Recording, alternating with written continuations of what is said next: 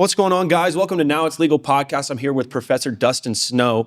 We're getting into it. We're going to talk about faith, family, Jiu-Jitsu, him as a Marine, and being a dad and growing up as well. It's gonna cover a lot of bases. We just were able to do some takedowns on the mat. I was able to come here, and this is where he trains for his professional fights. So we're experiencing it. We're feeling it. We were just talking about that. We got you dressed in the official garb. This is amazing. I mean, what do we do on a Sunday afternoon?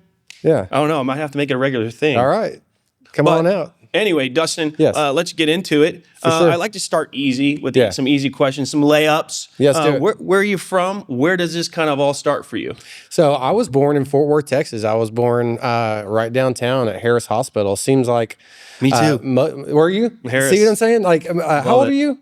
27. Okay. I don't know what it is, but it seems like you talk to people from Fort Worth that are here, that are natives, and like most of us were all born at that hospital. Yeah. So native Fort Worthian. If you have an 817 phone number, you can bet they were born in Harris. Maybe. Yeah. I might be. Me too. I have an 817 number, and I've lived here. And I've lived here my whole life, other than the years that I was gone in the Marines. I was in San Diego and Iraq. So, but I've lived either in Fort Worth. I lived in Las Colinas for a little bit, which is almost to Dallas. But no, I'm from right here. Yeah. Okay. So I want to. How do we know each other? Where does that even start? I remember it's kind of nebulous. I remember you were at my mom's house. Yeah. And that's when Ronda Rousey was going through her like armbar fiasco. Yeah.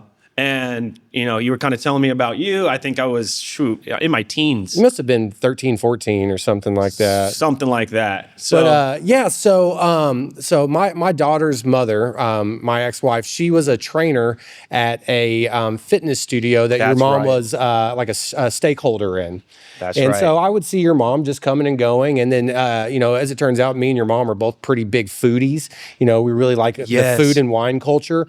I would go over and hang out and cook dinner. And, your mom's always got cool people over. Did you make a risotto when you were there? I've been over there and cooked several times, actually. Yeah. So, I was like, I think I remember you making this crazy risotto. And then you were telling me how much you have to stir it. Yeah. Maybe. You can't burn the risotto, guys. You got to keep adding stock, okay?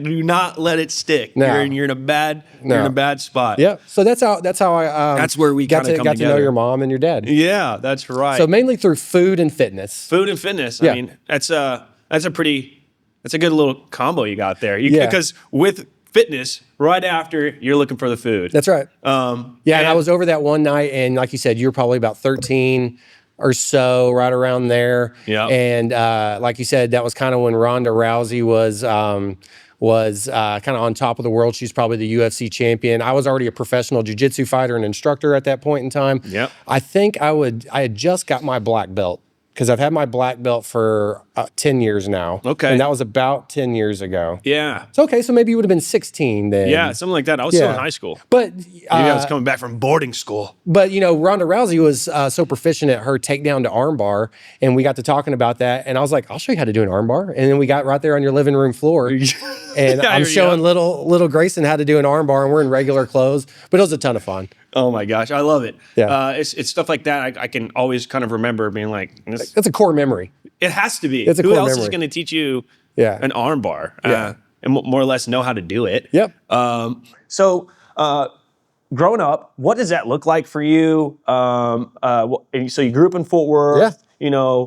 What did dad do? Just kind of where are we setting at? Yeah, so I was born in '83 in Fort Worth. I went to private school at St. Paul Lutheran, which you'll see that church right off of Forest Hill and I-30 as you go towards downtown. It's a big triangular steeple. You've probably driven past it a million times. Yes, absolutely. Mom worked for TXU Utilities, and my dad was officially retired from working at the Star-Telegram newspaper at the point in time that he was with my mom. And we'll get into in the podcast, my dad was in the criminal underground. Yes. And was a very well-known bookie. And as long as I've been saying that word, it's kind of funny because I don't exactly know what a bookie does, but I know it has something to do with sports betting. Yes. Because my dad would just have all these people coming in and out of the house. There would just be, I went into my dad's office a couple times, and the entire 12 by 12 room on the floor was just stacks of $100 bills. And this was in the 80s. And my dad loved to go to Las Vegas. I went to Las Vegas probably 20 times before the age of 13. Wow. And we would take limos everywhere, and I would wear suits and stuff. Would you go to good dinners and everything? Do you remember that? Yeah, and my dad didn't drink or do drugs or anything. He just was really just for the love of the game. Yeah, he just, I would see him talking on the phone to people about sports betting and lines, and he would just he would never want to get drunk. And I asked him, I was like, Dad, everybody else likes to have a drink, how come you don't want to? He's like, I like to stay focused. He's like, we're talking big money here. And I also feel like when people start drinking, they get more impulsive, and then they start betting more. So I think my dad probably got the upper hand in some negotiations dealing with drunk people who were placing bets. And from a strategic angle, he was like, I'm going to stay cool-headed and sober while these idiots, are just forking me. So who knows what extra percentage he was able to kind of slide off the top by staying stone cold. Man, I can only imagine. In the 80s, yeah. Did that propel you, either that experience, say, I don't want to live that life, and so that's what made you want to go towards the military? Or well, I don't think I even knew what my dad was doing was wrong, because it was just the normal. Because sports betting, being a bookie, there's nothing outwardly, he was not doing anything violent. There wasn't any. I never had any run-ins with violent people or anything. I had otherwise typically normal childhood. I went, I started martial arts whenever I was 4 years old, taking American freestyle karate. I played sports. And I didn't know what he was doing was technically illegal. Sure. until one day the front door came off the hinges, and the federal government came in with a ton of agents and a bunch of guns pointed at my dad. I was just, I think How old were you? I must have been about 5-6 years old, and I wasn't at school that day, so it might have been a weekend. Sure. But I was playing Sega Genesis in my room, Sonic the Hedgehog. FBI open up on and the front door just came off the hinges. And did they have that big boot-looking thing? I don't know. I don't even know. But a bunch of federal agents in tactical gear came, 10 of them, into my house. Into my dad's office, and they had guns drawn on them. And my dad didn't have guns or anything like that. Yeah. Also, fun fact, my dad was 54 whenever I was born. So he was, at this point, he was pushing 60. He was an older guy. He didn't have guns. He didn't, like I said, didn't drink or do drugs. Then I found out that, as it were, that's criminal underground stuff. And he probably had a lot of connections to probably a lot of mafia guys, because, with all that money coming in that he was making, like, that's illegal income. You got to wash that money somewhere. You got to take that to a laundromat, if you know what I mean. Yeah, like you can't just willy-nilly. Yeah, you can't just put that in your checkings and call it a day. No, yeah. So that was early childhood in Fort Worth, Texas, and I went to private school. I was doing martial arts all the time, and then things. Was it always jiu-jitsu? No. So back in the 90s, karate was king. If you did martial arts, you pretty much did karate. It wasn't until the first UFC came out that we found Brazilian Jiu-Jitsu was even an effective martial art. And I think the first UFC was probably around 94, 95. Wow. Those at home watching this, I'm sure, got their Chat GPT already out and they're fact checking that. It might have been 93, guys. I don't know. But feel free to bring yours out. yeah. But Hoist Gracie didn't make jiu-jitsu popular until that first UFC, where he won the first 2 or 3 UFCs in a row, just running over people who did striking martial arts. And so I didn't actually start doing jiu-jitsu until after I got out of the Marines, whenever I was 22 years old. Man, the Marines. So what age did you join the Marines? So 9/11 happened my senior year in high school. So that fired you up? Yeah, it was 2001. I remember I was working as a student aide for our baseball coach in his health class, because a lot of the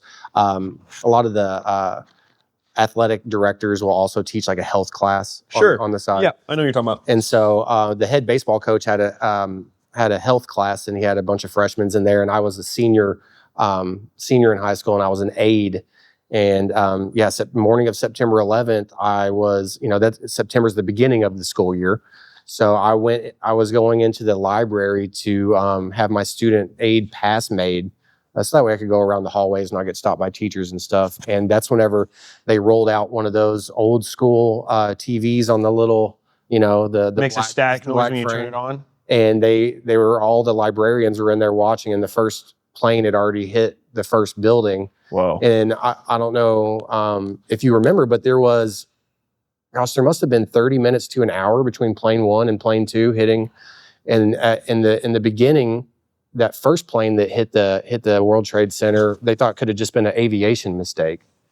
They weren't quite sure yet. Right. It seems impossible that an airline pilot would fly, but a lot of questions still. Yeah, I mean, it's 20-something years later. We still got questions about it. Yeah, it's true. I mean, you don't know if it's a terrorist attack, an aviation crisis. But then that second plane hit, and then okay, terrorist attack for sure. And then there was 2 more planes. One went down by the Pentagon allegedly. Yeah, that is sketchy. That one's a weird one.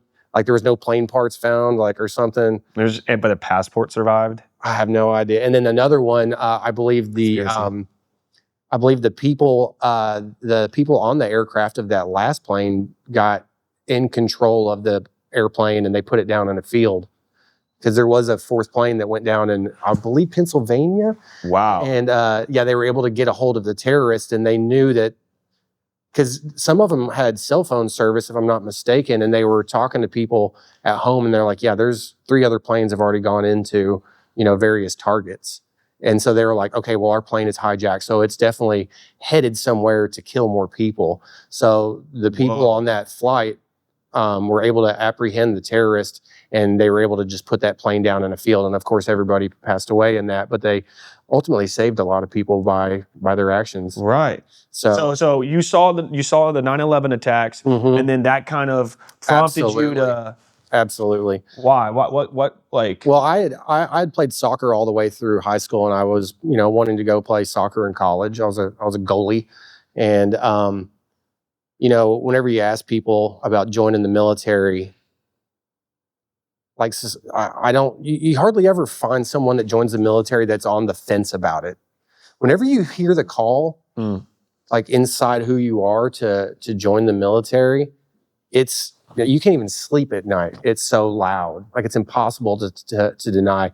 I was young. I was healthy. I knew the country needed young, able, capable men to go and fight a war. And I was like, well, if I'm going to join the military and I'm going to end up in this war, let's go with the Marines. The Marines are going to be front lines. I'm healthy. I'm capable. I'm willing to go die for the country. When did you know that you could see yourself as a Marine? I never pictured myself as being anything else. Wow. Yeah. That realization had always been there? Or? Just post 9/11 attack, you said, okay, something's got to give. I just figured if I was going to join the military, I'd want to join what I thought. I was 18 years old back then, and it's not much more than me thinking, I just think that being a Marine would be badass. Yeah. I'm like, well, it is. Yeah. And, there's 175,000 Marines at any given time on active duty, and the Army's closer to 500,000, Navy 500,000, Air Force 500,000. So there's just a lot lower percentage of people that are able to get into the Marine Corps based on... What's that criteria look like? Getting in? Well, so this is funny, and all the military people are going to have a great laugh about this. Marines are always known for being dumb, the crayon eating Marine thing. So the educational criteria is actually set the lowest to get into the Marines. So you have to take the ASVAB, which is it's a 4-hour aptitude test. And based on how you score on that test, it opens up career opportunities or closes doors if you're not, if you're not performing. Super intelligent. Yeah. And with the Air Force having the highest low score to get in. See what I'm saying? Okay. So in the Marine Corps, you have to make, I believe back then in 2001, you had to make at least a 30 on the ASVAB. What's a good score? Anything over What's the scale? A 60. It goes up to, I believe, 100. Like a perfect score is 100. I believe so. So a 30 gets you into the Marine Corps. And then in the Air Force, you have to have like a minimum score of like 55 or something around there. I did really good. I made an 84 on the ASVAB. Okay. And that qualified me for every single job in the Marine Corps. And so my recruiter, of course, was like, let's get you in intel. Let's get you in linguistics or, logistics, all this stuff. I was like, I joined the Marines because there's a war that's going down and the country needs me as an able-bodied, athletic, smart young man on the front line. So I didn't choose infantry. The way they do it is you choose a job field, and I chose combat support. And then within that job field, there's 4 jobs. And then they place you based on the needs of the Marine Corps at that time. There was low altitude air defense gunner, which is a Humvee that has surface to air rockets mounted on the back. And they are for shooting planes and helicopters out of the sky. But the thing about that job is the United States rarely loses, if ever, loses air superiority, because we have the best Air Force in the world. So that job really, I heard they kind of just sit around and like clean things because there's not a whole lot to do. So there's also... You can either be driving a Humvee with a gunner on top of it. Rockets. Or surface, rockets. And then three other cleaning ones. things. Yeah. There's also what you're going to get. 0811, which is field artillery. And field artillery is those big 155 millimeter howitzers that you see pulled behind a 7-ton truck. And that's for shooting, highly explosive rounds far away. Then the other one was M1A1 Abrams tanks, which is the standard military tank that you've probably seen just, in movies and video games. And that's the one I actually wanted. I wanted to be a tanker. Sure. Because those tanks, the M1A1 Abrams, they're just made. Is there a picture of you in a tank or something like that? Yeah. I think you sent me it. Yeah. And here's the funny thing. So I wanted to be an Abrams tanker. That's just what I wanted to be. Then the last job field that I could have gotten was amphibious assault vehicles, which looks like a tank. They have tracks on them, but they go on land and water. Ooh. And they launch them out the back of a battleship, and they have 20 infantry guys in the back. And then you go through the ocean until you get to the beach. And then you take the infantry wherever they need to go, complete a mission, and then you disappear back into the ocean. And they have a Mark 19 grenade launcher on them and a 50 caliber heavy machine gun. And they can be used in a lot of different versatile platforms. And whenever I was in boot camp, in Marine boot camp, there's a 9-day period called swim week. And what I didn't know... Is this training? Yeah. 9-week training? It's a 9-day training cycle within the 13-week Marine Corps boot camp, where it's all water-based training. Oh boy. Okay. All right. And I was just trying to do my best in every cycle of Marine Corps boot camp. The first few weeks you're doing classes, and then you end up doing weapons training, and then you have swim week, and then you have a lot of different things as part of the Marine Corps boot camp. So just trying to do my best, while I'm there. But what I didn't know during swim week is that based on your qualification that you get after a swim week, because they award everybody a certain qualification based on how they did, the highest qualification levels automatically get sent to the amphibious job fields because you're a good swimmer. So I ended up qualifying very high during swim week, and that ended up being a tryout that I didn't know that I was trying out for. They don't tell you. No. So then after boot camp was over, and they read off what you're going to go and be in the Marines, and then you get shipped out to that specific school for that job. Wow. So they're going down the list, and they finally get to Snow, Dustin. I'm like, I'm about to be a tanker. I want to tank so bad. They're like 1833 amphibious assault vehicles. You're going to be cold and wet the next 4 years. I was like, awesome. So I got shipped off to San Diego, where I spent the next 4 months in amphibious assault vehicle schools. And then that's what I ended up doing in the Marines for the rest of the time I was there. And then we used those as armored personnel carriers and attack vehicles in Iraq. Wow. So as a United States Marine, how did that, kind of influence the way you handle pain and fatigue and perseverance? How does that? One of the best ways to describe that is you could go up to somebody and that was in the Army, was in the Air Force, was in the Navy, and they'll tell you, I used to be in the Navy, I used to be in the Air Force. When you talk to Marines, they'll be like, I am a Marine right now, today, still. So to your question, it completely changes your identity whenever you become a Marine. So the Marine Corps boot camp is designed to weed out the weak. It's the longest training cycle of the other branches of the military. Right. All Marines are combat trained, which I think a lot of people don't realize. So that means if you were in the Marines and you became a paralegal, because, you know, there's legal assistance in the Marines as a job field, you still go to Marine combat training and learn how to set claymore mines, shoot a 240 Golf machine gun. You go on 20-mile hikes. You become a fully combat trained troop, where the other military branches, if you are a water purification specialist, that's what you do. Right. You're not picking up a rifle. In the Marines, they need to know that if they need combat-ready troops, they can go into the cafeteria, the mess hall, and be like, grab the cooks. They're all combat trained. Get them to the front lines. And those cooks can put down the spatulas and then start cleaning their M16s and getting their M67 frag grenades ready. So again, to your question, how does it change how my perspective towards pain and perseverance? It's become my entire identity. Does that translate to jiu-jitsu? Does it translate to even maybe how you are as a father, how you mentor people, how you see the world? Obviously, it's a lot different than the common citizen. You're not that's not. Yeah, so whenever it comes to jiu-jitsu, I think it's giving me such a massive advantage in competition specifically, because whenever I go and I do these fights, these professional level fights, there's a very good chance that the person that I'm fighting, this is the most dangerous thing that they've ever done. And for me, it's not even close. So that's crazy so to think I'm of trying to put it into perspective on like how I feel.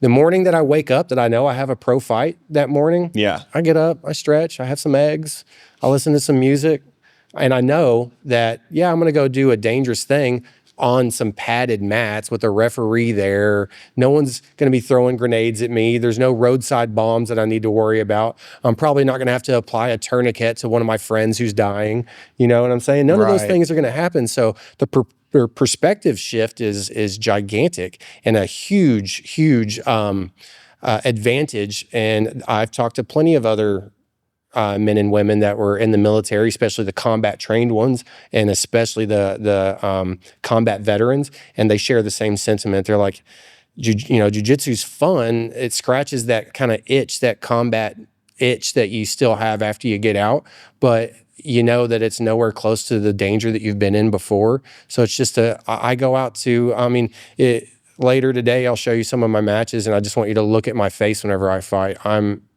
as cool as a cucumber. My blood pressure barely even rises. Whenever it comes to mentoring and parenting,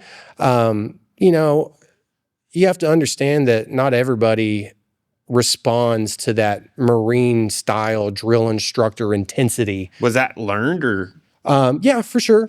I also run a personal training business, and not all of my clients need that personality. And you have to custom tailor the way you mentor to someone.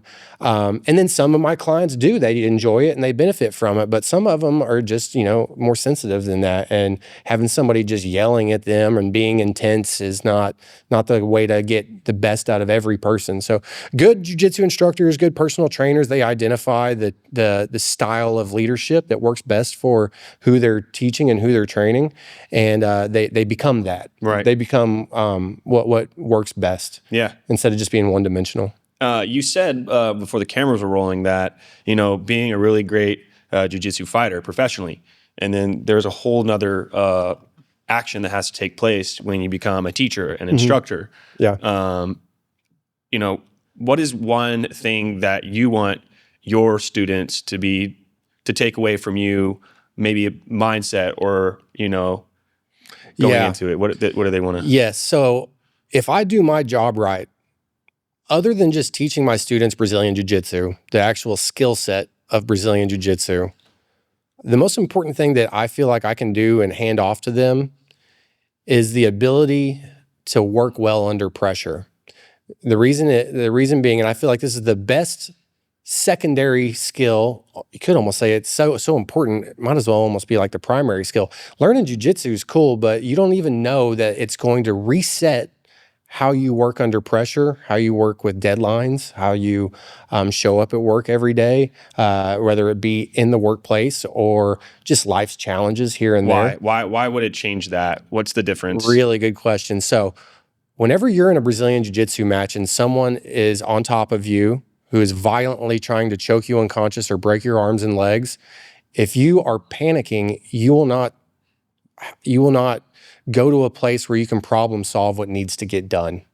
So the better that you can calm your mind, realize that I'm not actually unconscious yet, because you can end up unconscious real fast in Brazilian Jiu-Jitsu because strangles are part of it. It's like a TV, just ding. Yep, it just goes right off. Night. All right. But whenever you're doing Brazilian Jiu-Jitsu and someone's trying to violently rip your arms and legs apart and choke you unconscious and pin you to the mat when you're tired, the faster you can get better at being comfortable with being uncomfortable, that is a skill set that is probably the most valuable thing that martial arts can teach you. Because now, whenever I go into my normal life with, my different business ventures, I work in marketing for Horse Soldiers Bourbon. I was a distiller for TX Whiskey. I own my own personal training business, all these different things. I'm a father.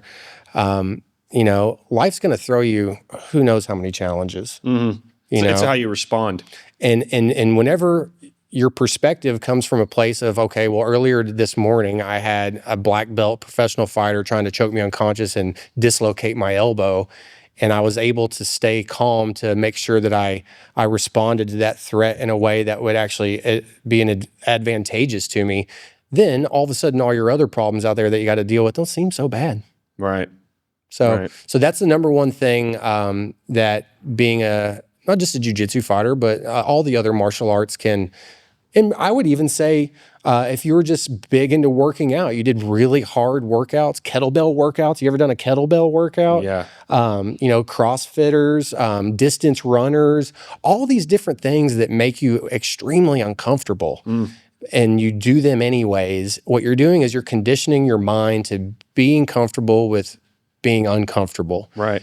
And then thinking through that. That lowers your threat response. So that way you're not walking through life with just your threat level elevated all the time. Yeah. Because it's horrible for your mental health to just have that cortisol just spiked all the time. Yep. They get your order wrong at a restaurant or the way you do your coffee, and now you're that person that's on YouTube that's that somebody's filming because they've lost their shit over something like that. Those people could benefit the most from doing a martial art or just something hard. You want to do hard things in life. Yeah. What's one Marine Corps lesson that still shows up on the mat? Man, so many. Just grit. Just straight up grit, tenacity. In the beginning, jiu-jitsu's real hard. It's hard to even have fun doing jiu-jitsu until after white belt. So the white belt is just a pure survival belt. Everybody on the mat's better than you. You just got there. You're never getting any offense off hardly on anybody. So you're never even winning matches you're never even winning a minute of a 6 minute match. Is there such thing as a tie? Yeah. Okay. Yeah, there is. In some jiu-jitsu leagues, they'll force the referee to make a decision though. Sure. If there's no points awarded to either fighter or no one submitted the other person and the time runs out. Gotcha. Okay. But yeah, just pure grit and tenacity, because in the beginning, it's hard, and it's until you start getting good at offense, not more into your blue and purple belt, do you even get to come in here and kind of be the guy that's winning sometimes. So just that willingness to come back, even though you're not necessarily winning ever, and just allowing the process to happen and knowing that it's for the greater good. Whenever I was in boot camp, every day sucks pretty much. You only have little glimmers of happiness and hope.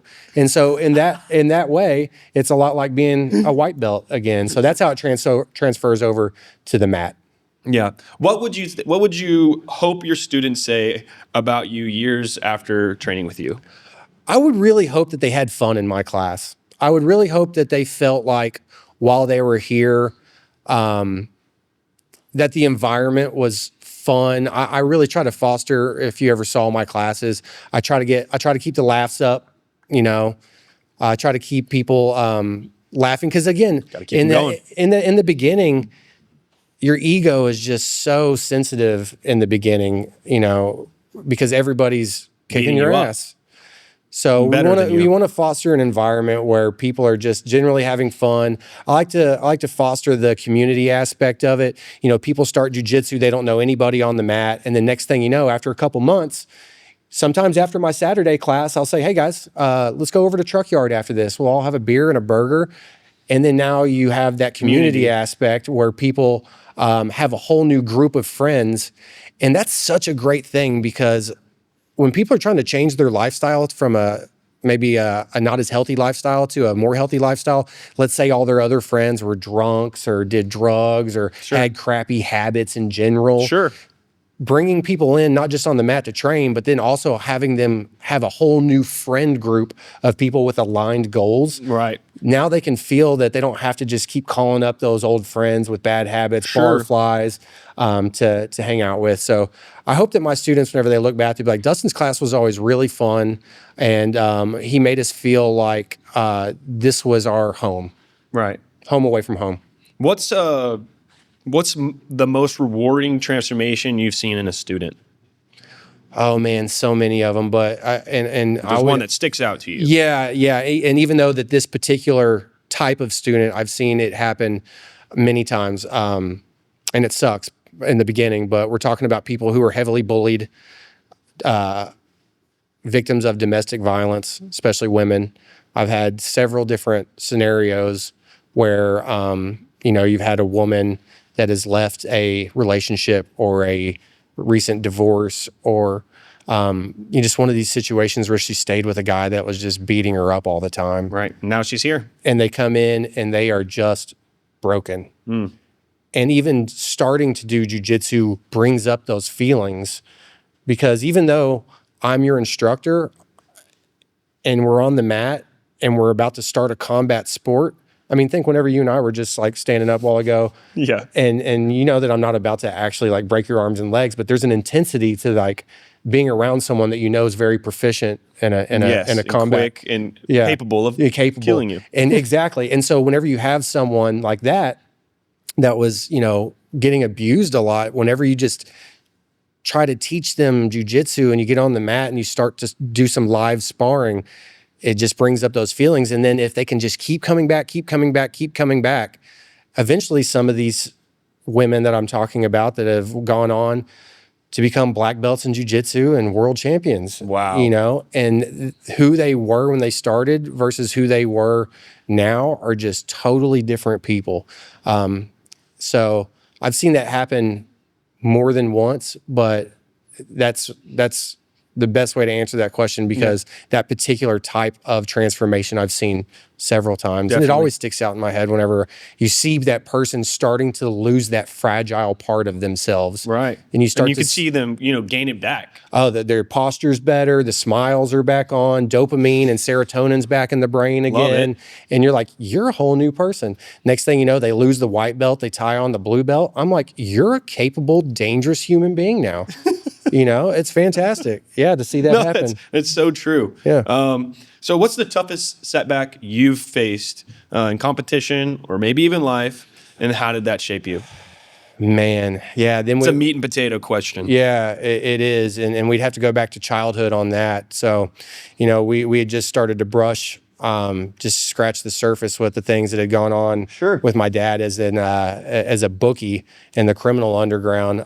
My parents also went through a tough divorce whenever I was 9 years old. And it was real tough on my dad because my dad was in his 60s at that point in time. And I think he kind of felt like he was never going to find love again. And my mom was younger. My mom was 24 whenever I was born. My dad was 54. So at this point in time, I'm 9 years old. So my mom's closer to, I'm not a mathematician. I didn't join the Air Force. So 30-year difference though. Yeah. So my mom immediately started seeing someone. It's like as soon as they separated and my dad was kind of an older guy. He'd already been busted for the gambling, so he didn't really have a source of income. He lost his wife. Sure. He was on, he's in a shit place in life. Right. And, a terrible thing happened. My mom ended up getting murdered. And whenever it came down to finding who perpetrated this murder, my dad was the first guy that the police went after. Wow. And so I lost my mom whenever I was 9. And then it took about 3 years for the investigation to conclude. And I don't know if maybe some of the lawyers had something to do with pushing it back to give my dad more time before he went to prison. But my dad, whenever I was 12, had a week-long trial, and he was convicted of the murder. And he went to prison. They gave him 60 years whenever he was 65 years old. Well, so losing my mom was tough. I don't know if I kind of just went into shell shock over that, but it didn't impact me as bad as whenever my dad got taken away to prison. So my dad had 4 sons whenever he was in like 17, 18 years old. okay. So whenever I was born, whenever he was 54, I had these 4 half-brothers Right, that were 40-something years old. Sure. Which ended up being fantastic because when my dad went to prison, I moved in with one of my half-brothers who was very well set in life, made plenty of money, had, so I got... More than just a roof over your head. For sure. We had a lake house on Granbury. I grew up going on vacation skiing in Colorado. Okay. Other than the shit things that happened with mom and dad, I lived a normal life. Yeah. So biggest setback when my dad went to prison and I was 12 years old. Did you end up visiting him? What did that look like? That was hard, man. That sucks. I don't know if have you ever even had to go see anybody in jail before? Yeah, one person. How'd you feel while you were there? It's gross, isn't it? It sucks. Feels very transactional, even though you're trying to be a human-to-human interaction. Yeah. And then so I was very much kind of like a daddy's boy. So that, whenever we would go see him and he would be behind glass, it was just devastating. Yeah. And it's hard to see somebody like that too. I was not well from 12 to 14. Mm-hmm. I was sad all the time. I was failing my classes. That was the hardest thing that I've ever had to go through. Was there a breaking point? Yeah. Did you feel like you were like, okay, this feels like rock bottom. There's something's got to switch in me, or what's that look like? Man, I think I just had to good old fashioned suffer through it, man. Yeah. I just had to cry that last tear one day. And I think the thing that saved me is the place that we're sitting in right now, my affinity for athletics. I always, thank God, I just never lost my interest in sports. And so I continued to play sports even through the worst, darkest days of dealing with my dad being gone. And then by the time I got into high school, I was playing soccer. And you can feel terrible, but man, if you go work out for a couple hours, you go on a run, your dopamine and your serotonin is back up, and you're like, you know what? Like, I'm not going to let this define me. I'm a young man. That sucked. Right. I also have no control over that. Right. And that can teach you something too, because having to go through something where you're not in control and you're basically just a bug on the windshield, I think that obviously I have no idea what it's like to be in that position, but to be put in a position where you're like, well, it's really not in my hands, No. Yeah, exactly. There's some relief in that, understanding that there's some agency that you still get to reserve. You're like, I had nothing to do with that. If that light go off, you just walk around and give it a... Yeah, where do I go? Just take a spin back there, just kind of run around, and there you go. We may have to do that a couple times. Good. See that? Problem solving. When we're rocking live. Yeah, so probably about, Dad was gone at 12. By the time I was about 14, I got into high school, and really, that's about the time I started lifting weights on top of, training and soccer. About the same time I got interested in girls a lot too. Yeah. Boy, when that puberty comes on. That puberty, and then you're working out, and then you're trying to look big and strong. And then I got my first girlfriend, and I was like, things may not be too bad. Yeah. And, little did you know you'd be in combat real soon. Yeah. So then, fast forward to 18, going back on what we just talked about, a few minutes ago, 9/11 happened my senior year in high school. And then because of the things that happened with mom and dad, that was another reason I was kind of ready to get out of Fort Worth for a little bit. I wanted to go see the world. I wanted to go become my own man. I wanted to get out there and gain some skills, and it's just time to get out of Fort Worth for a little bit. And even though I love Fort Worth and I came right back after my time in the military, but yeah, so that was definitely the hardest setback. And then there was definitely more setbacks to follow. Combat's no walk in the park, but yeah. No, did you ever struggle with like PTSD or anything like that? Like, not like a lot of my friends who were unable to even work a normal job. They're on full government disability, and I'm rated at 0%. I don't collect any disability whatsoever. And I was in Fallujah, Iraq, how many tours did you do? I did one. Yeah. Marines tend to go on shorter tours than the other, because they're so combat heavy, than some of the other branches. I know the Army will sometimes do like an 18-month rotation, but I was in Iraq for 10 months. And in 2004, you were in Iraq in 2004? Yeah, I was there for the invasion of Fallujah, which was the bloodiest battle that we had with Iraq. And the books even nowadays say that it's probably the bloodiest conflict that we've had since Vietnam. Wow. Is the city of Fallujah had just been fortified. Where is Fallujah on the map if we were to pull it up? I want to say it's just west of Baghdad. Okay. And in 2003, the army rolled through Iraq and they toppled the government that Saddam Hussein was in charge of. And as it turns out, when we found this out the hard way, whenever you remove a government who's in control of a country, it creates a power vacuum. And whenever you have different religious factions and things and political factions, they all want to take over the country. And an offshoot of Al-Qaeda was taking over the city of Fallujah, and there was a full-on insurgency. So they geared us up, myself, with about 7,500 other Marines of various job fields, and we were assigned to go take Fallujah back from the Al-Qaeda terrorists. And at this time, it is severely top secret that you're taking over Fallujah. Well, I don't know how much was getting leaked out. I think information moved around differently back in 2004. We're talking about the early times of 2004. We're talking MySpace era. I don't even think the iPhone's out in 2004. Is it? No, I think I was using like a trackball BlackBerry. Yeah, during that time frame. Love a good BlackBerry though. Yeah, so information just moved around different back then. But we got into Kuwait for 3 weeks, and then we drove up to Camp Fallujah, Iraq, which was an old military base from the Iraqi Guard that we had taken over and turned it into an outpost for tens of thousands of Marines. And that we didn't even know the date that we were going to go in and fight this war. They just said, you need to kind of be ready at all times. And I was sitting in my room one night, and my gunnery sergeant, who is my platoon sergeant, came in, and he goes, "Pack your shit. We're going into Fallujah tonight." And I was like for real, like pack it. And he's like, "Yeah, pack all your stuff like you're not coming back." Wow. And I was like, "Roger that."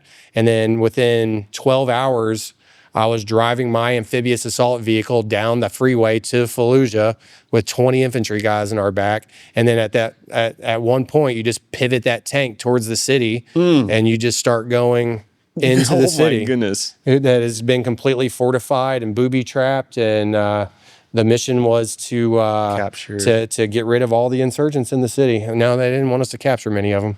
No, I think they fought back. Can you tell me, just kind of backing up a little bit, what is that feeling when you jump in and you're in Afghanistan? This is Iraq, but Iraq, and like what does that feel like? I mean, this is like the first time you've ever been there. Yeah. Everything's new. I'm 20 years old. You're 20 years old. Yeah. You only know what you know. Everything else has been kind of briefed, I'm sure. At this point in time, I'd already been in the Marines for about a year and a half, 2 years maybe, and had done just nothing but extensive combat training for those 2 years, getting ready for this moment. Wow. And we had the city surrounded for the most part. The city's big enough that you could surround it on two sides, because you can't be surrounded all the way around, because then you're going to have converging fire zones. You're going to be shooting at your own guys, Yeah. So I just remember that I was in these amphibious assault vehicles, and if any of your viewers want to look it up, it's an AAV P7. We'll pull it up. Yeah, AAV P7 is the name of the vehicle. And you were driving that thing. I was the driver. My platoon sergeant was in the turret with the Mark 19 grenade launcher and the 50 caliber heavy machine gun. And then you have another guy in the back that's called a third crewman, and he's back there with the 20 infantry guys. And he coordinates messages from their platoon commander back to the back.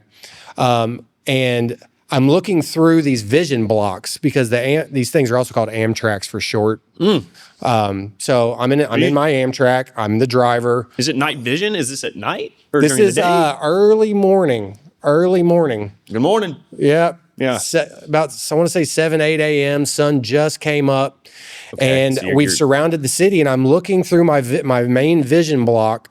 I have a comm helmet on. I'm talking to my platoon sergeant, and I'm staged on this road with the rest of my platoon, probably 12 other Amtraks, all filled with 20 infantry guys. And we're just one small element of 7,500 Marines that are on the ground element around the city. We have, all air elements that you can think of, from the AC-130 gunship to Apache helicopters, the whole 9 yards.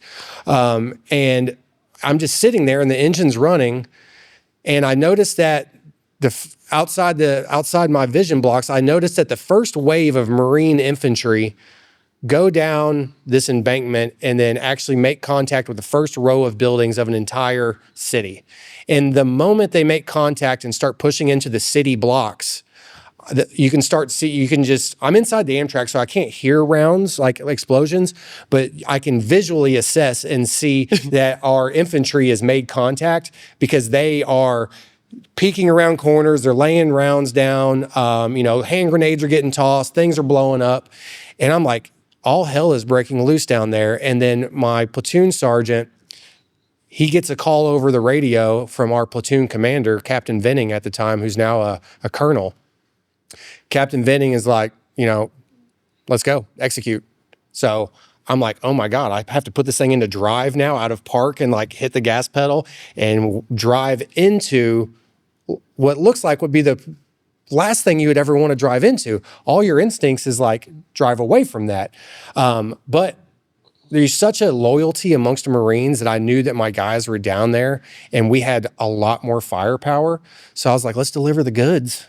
Let's get on down there. So you drive that Amtrak straight into combat. Into the city, into the roads? Yeah, oh absolutely. My God. And they were expecting us. They had been fortifying the city for many, many months. They were putting bombs inside animal carcasses so that way it wouldn't trigger any of our, red flags. So then you'd be more likely to straddle a dog or something with your vehicle, not thinking about it. And then they would make it blow up. They would blow it up. They had tunnels dug from one house underneath to one house. So you would receive fire from that house. And then, we would put a bunch of Mark 19 grenade rounds into it and take the whole house down to rubble. And then on this house, people would pop up. And then whenever we would survey the damage, there was underground tunnel system. They were hanging artillery rounds from the light poles. So that way they would be 15, 20 feet off the ground. So the blast would go down, which would be more critical whenever you were talking about taking out troop elements. Yeah. Because if you put a bomb on the ground, you have a lot of blasts scattering horizontally across the ground, which of course is going to do damage. But they just got really creative in booby trapping the entire city to make each inch of progress as painstaking as possible. Wow.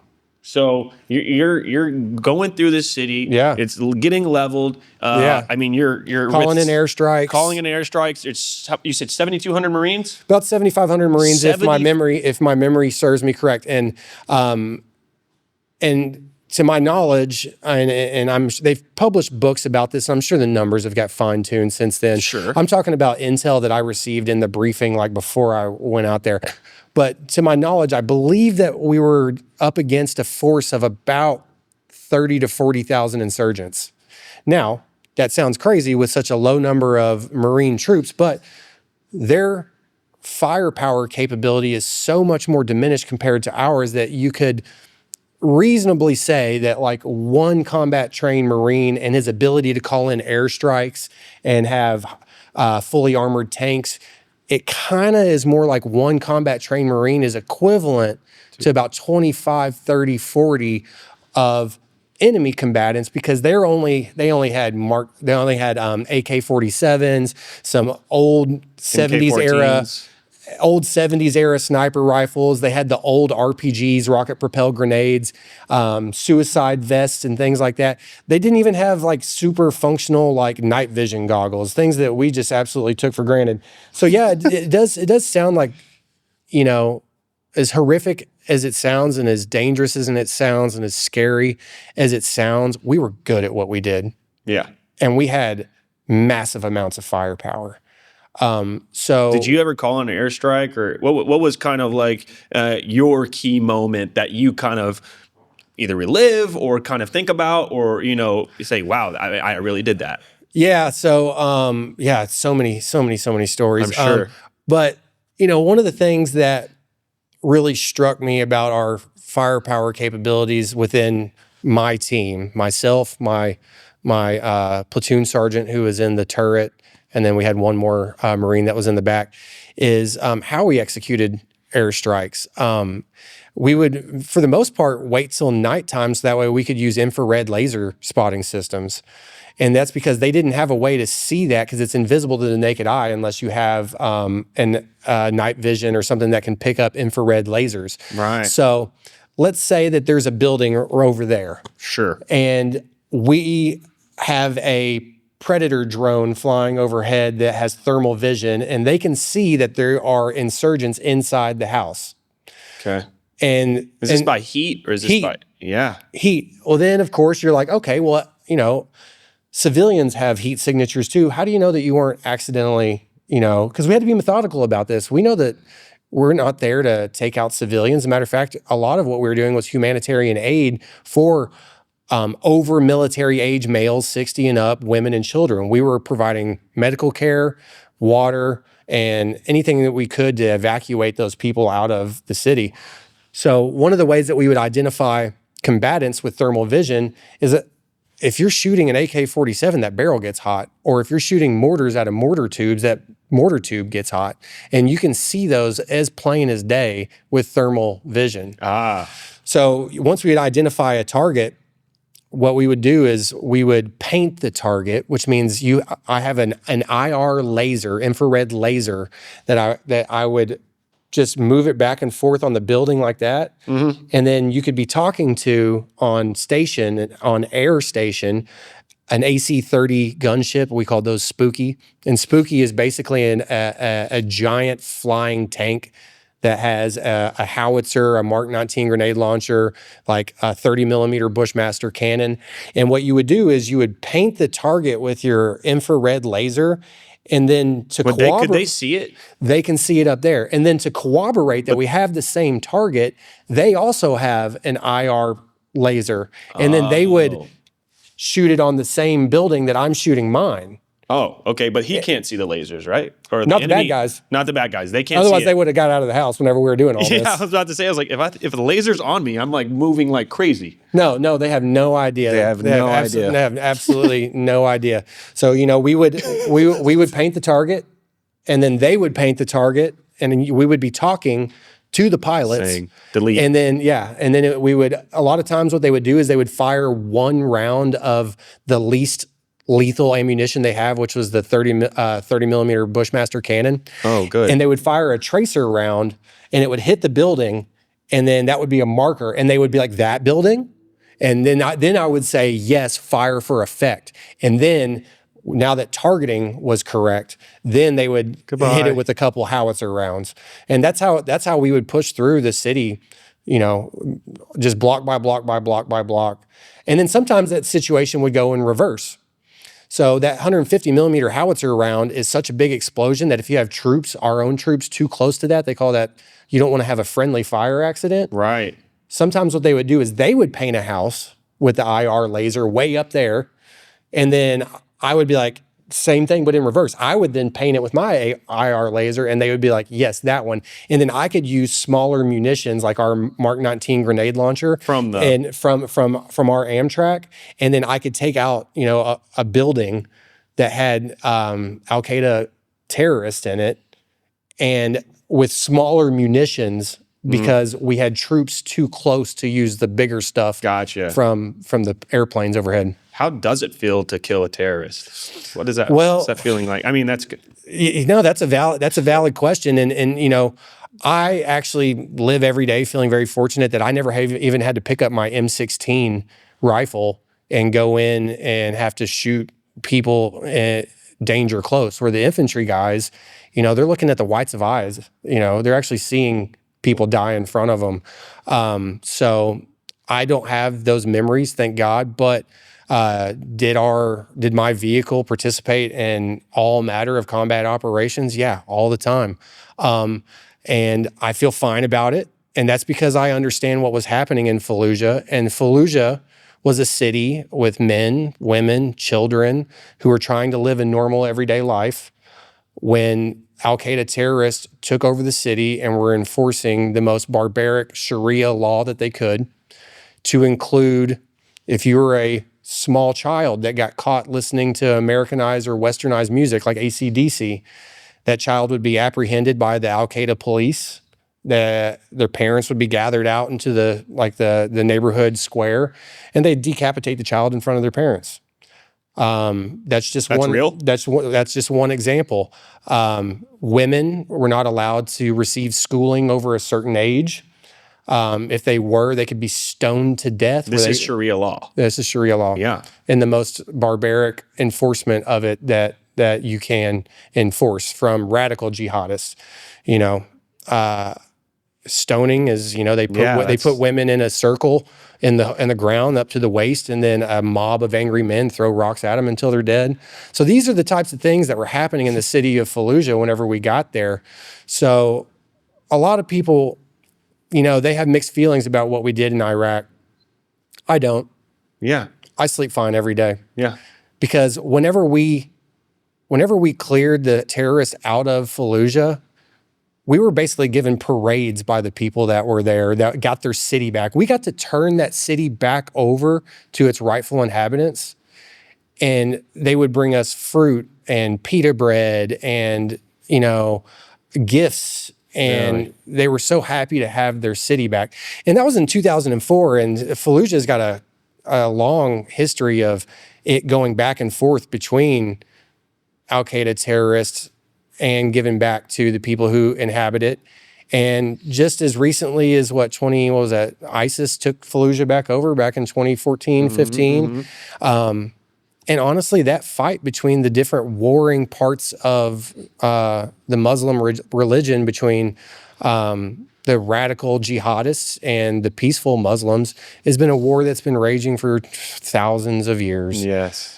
So I don't know if what the current state of that city is right now. Last I heard, it was in the hands of ISIS. And at the end of the day, if the people of Iraq want to have a terrorist-free nation, they're going to have to fight for it in the same way America had to take this country from the British. They're going to have their own internal revolution.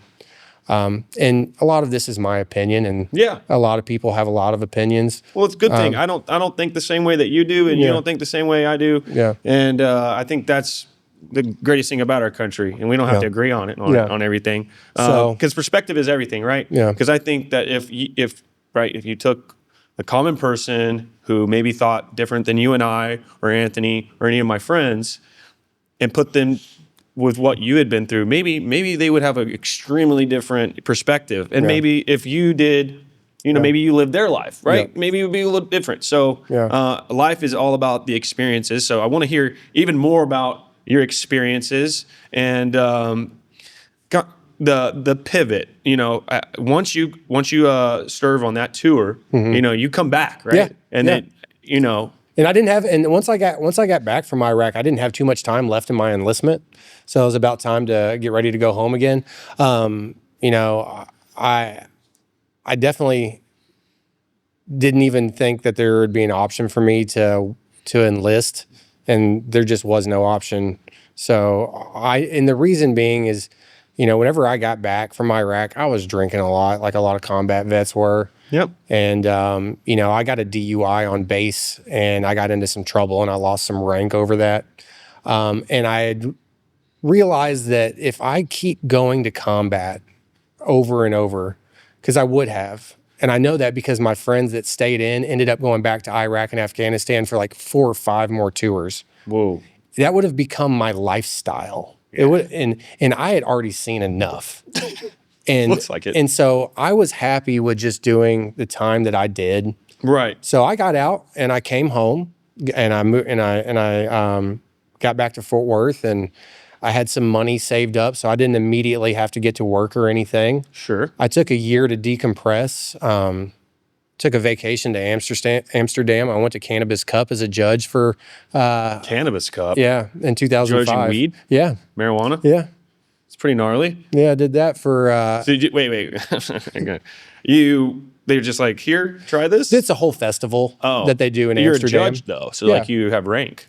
Well, you can purchase the judge's pass packet that comes with airfare, hotel, all that stuff. The Cannabis Cup they do every year out there. How is like the drug policy with like Marines and everything? It's pretty tight, isn't it? Oh, while you're in, yeah. But at this point in time, though, I'm out. Right. I just got out. Yeah. But yeah, while you're in, very, very zero very tight. tolerance. Yeah, zero tolerance. Yeah, for sure. Yeah. But yeah, I did that just to decompress and had a good time. And then that's whenever, at this point in time, I'm 22 years old and I'm still very physically fit. And at 22, still very young. You're still fit. Let's just be clear. You're like, when I was fit, I was like, dude, I just got deleted on the map. Yeah. But go ahead. Sorry. But yeah, I was 22 years old and I just felt like I was still very physically capable and getting stronger from like a weightlifting perspective. I was still putting on muscle mass. Whenever I was in the Marines, it's a lot of cardio style workouts. Right. So it's hard to like really put on a lot of muscle mass.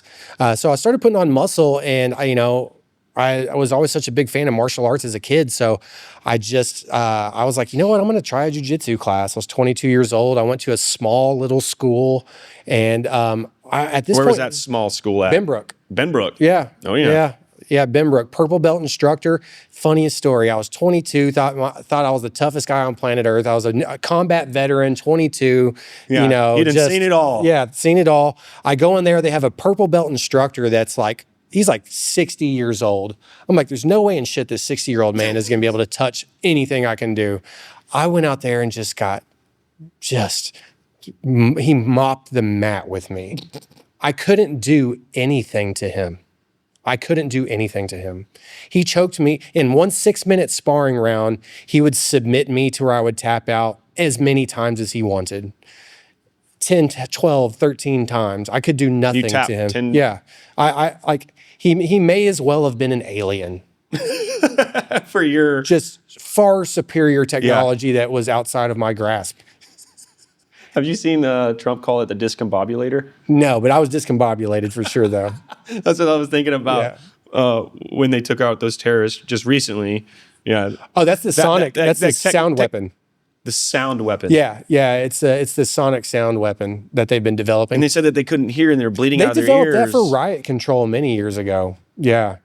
Yeah, it's a supersonic sound weapon that just basically like vibrates your head and eardrum so hard you just fall to the ground. You can't do anything. It just takes you out of the They said they were fire. like bleeding from their ears and puking. Probably. I mean, they use it. Well, you got to understand, like here in America, they've used it for riot control, which means that there's probably a setting like we're probably going to go to 2 with the rioters, but in that scenario, they probably cranked that boy up. Yeah. And there's probably variations of that weapon that have gotten. That have improved, variations of the weapon that we haven't even seen before. You know what I mean? Things like that. Well, and the tech, like we're kind of sheltered away from that. Yeah. Just top secret stuff. But yeah, I started doing jiu-jitsu just for fun, to stay in shape. I was amazed at how easily this older gentleman was just taking my lunch money. And then I fell in love with it. I went after about 6 months, I went to a tournament. I did my first tournament as a white belt and I got absolutely destroyed. I dislocated my thumb. I lost in the first 30 seconds. To another white belt though. Yeah, to another white belt. Yeah, absolutely. And then I just went back to the drawing board, kept training. And then I went to my first tournament as a blue belt some years later, and I made a podium finish, which I think I shared recently I showed the story, and I think you liked the picture. Yes. And I had a blue gi on, and I had a silver medal. Throw that up. Yeah, and I was just elated to know that I was progressing. I started training at Travis Luter's Brazilian Jiu-Jitsu in Fort Worth, and at that time, Travis was one of the top middleweight UFC contenders in the world. He fought Rich Franklin, Anderson Silva for the UFC heavyweight. How much are these guys weighing? What does that look like for somebody? Travis was a middleweight. Then he would fight at middleweight, but he walked around at closer to like a light heavyweight. But the moral of the story is I was at one of the best competition schools in the United States, which is where I met Wes, who is the owner of this school. Yeah. And that's whenever jiu-jitsu went from being a hobby to something that I wanted to pursue the rest of my life. And I became an instructor there. So I started teaching jiu-jitsu and developed my skill set as an instructor, as a blue belt. And then by the time I got my purple belt, I went pro. And all that means is you're not doing amateur tournaments anymore. You're being invited to tournaments where you're getting paid money or sponsorships to fight. Whereas before that, amateur tournaments, you're fighting for first, second, third place and a medal for prestige, and you're getting better. And it's a very important part of the process of going pro.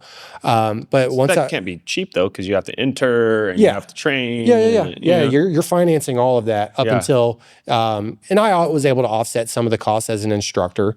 And then finally going pro and getting sponsored. And then by time I was deep into my purple belt, I was able to stop working my odds and end jobs to become a full-time jiu-jitsu fighter, which I did for about 6 years on salary from my sponsors and living off of tournament winnings and teaching jiu-jitsu. So, and I did that all the way up until I was about 33 years old after I had Avery, and I was a brown belt, almost a black belt.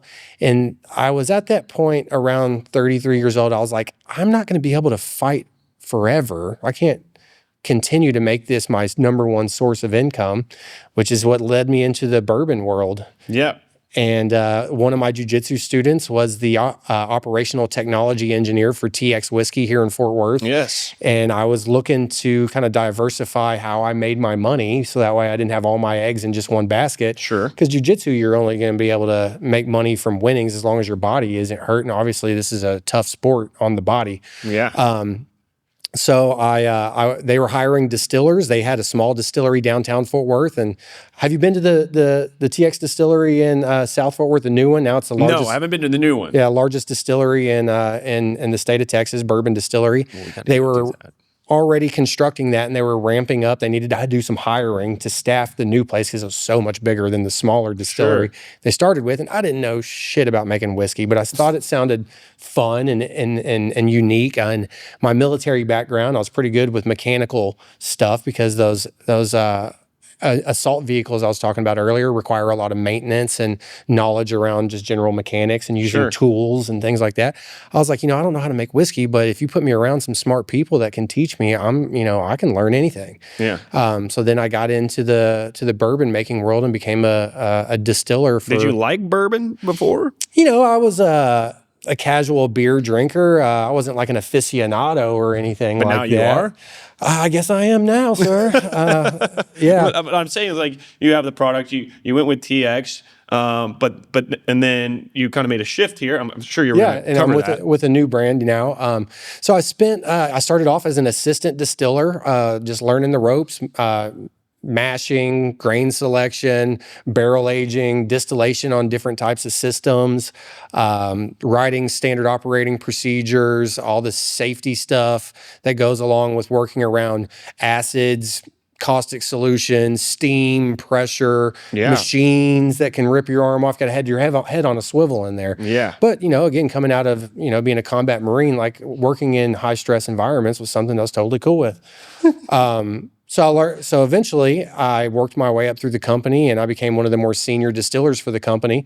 And then I kind of just got to the point with making bourbon where, honestly, the reason why I left TX as a distiller isn't that I didn't like doing it anymore. As I got older, I got more sensitive to heat from the weather. Like you live here. How's our summers? Awful. Okay, so inside a distillery during the summer, you can't air condition a distillery because the still itself is 200 degrees all day because it's got to boil the mash. The fermenters are getting steamed for sanitation. They're at 200 degrees. We're on a second floor mezzanine, so heat rises. And those long summers inside of that distillery at 120, 125 degrees, I couldn't do it anymore, man. I just got to the point where I was so exhausted all the time that I really didn't feel like I was being good in the other aspects of my life anymore. Yeah. Just sweating all day long. Even when you just have the sun, like, right, you go get some sun, and you're like, okay, this sun just took me out and mopped me like I'm on the mat. Yeah. Here. One of the hardest things that you'll do in distillation is, let me take a drink real quick. No, yeah. And we'll take a break here a little bit. That's fine, is bottling. So to get bourbon in the bottle, you have to get it out of the barrel first. Preferably. Yeah. So what you'd actually do is, let's say that we're bottling bourbon today. We got, X amount of cases, which is X amount of thousands of bottles that need to be filled today before the day's over. What they'll give us is a list of about 100 to 200 barrels that you have to go retrieve from the barrel aging barn, which is a 5-story structure. It's got 30,000 barrels in it. So I get a list with serial numbers on it, and then I have to go and retrieve these barrels. Barrels of whiskey are 500 pounds. That barrel barn in August on the 5th floor is like 135 degrees up there. It is an 8-hour job with 3 men loading barrels 8 at a time into a flatbed truck. It is work with a capital W.